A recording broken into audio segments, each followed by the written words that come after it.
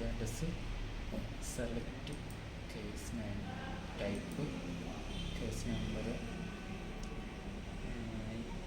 MACA case number 30/24/2019 capture അടിക്കണം.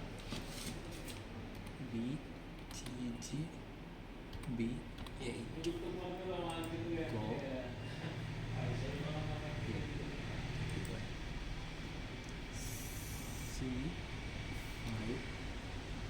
C5CT